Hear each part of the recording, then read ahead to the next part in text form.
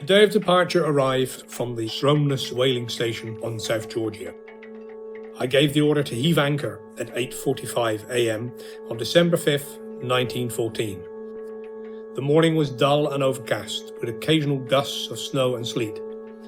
The hearts were light aboard the Endurance as adventure lay ahead, and the clanking of the windlass broke for us the last link with civilization.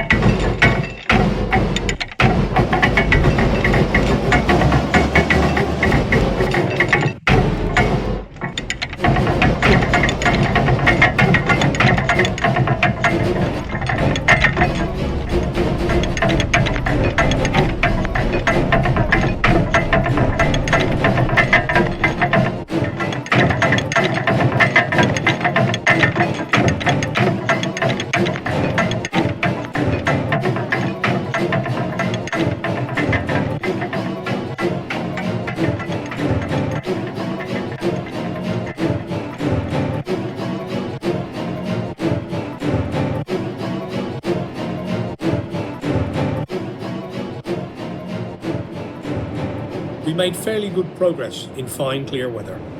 The ship followed a long lead to the southeast, and at 11 p.m. on the 30th of December we crossed the Antarctic Circle.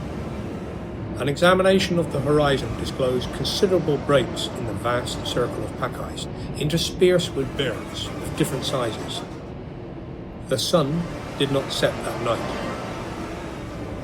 During the following weeks we spent manoeuvring to the south through the tortuous masses of the pack. It often was necessary to split floes by driving the ship against them. This form of attack was effective against ice up to 3 feet in thickness.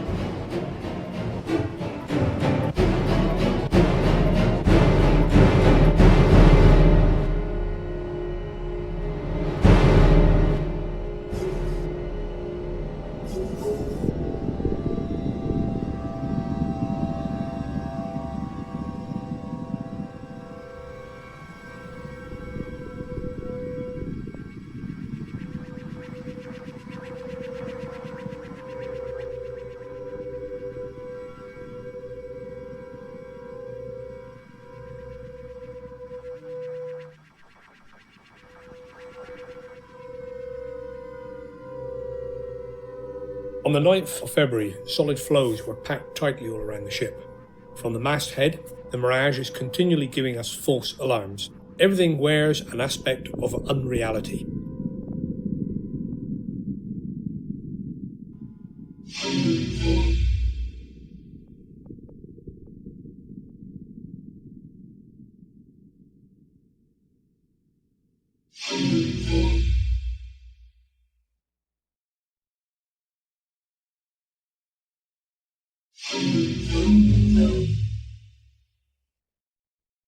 Icebergs hang upside down in the sky. The land appears as layers of silvery or golden cloud. Worst of all is the deceptive appearance of open water.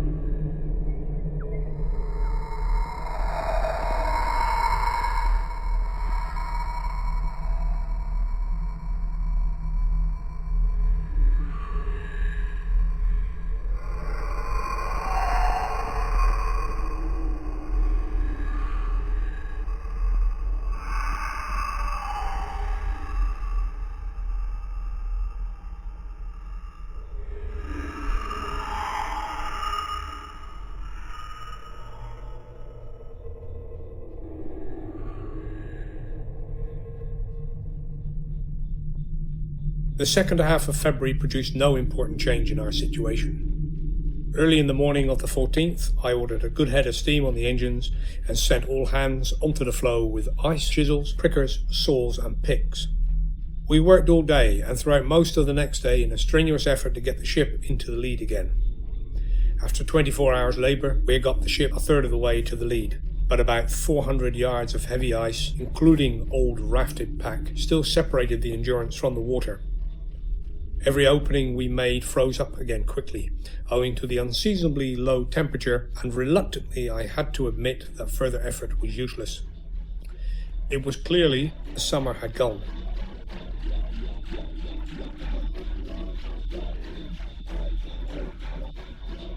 My chief anxiety is the drift. Where will the vagrant winds and currents carry the ship during the long winter months that are ahead of us? Seals appeared occasionally, and we killed all that came within our reach. They represented fuel as well as food for men and dogs. The dogs went off the ship on the following day. They seemed heartily glad to leave the ship and yelped loudly and joyously as they were moved to their new quarters. The dogs had been divided into 6 teams of 9 dogs each. Each man in charge of a team was fully responsible for the exercising, training and feeding of their own dogs. Also, we had begun the training of teams, and already there was keen rivalry between the drivers.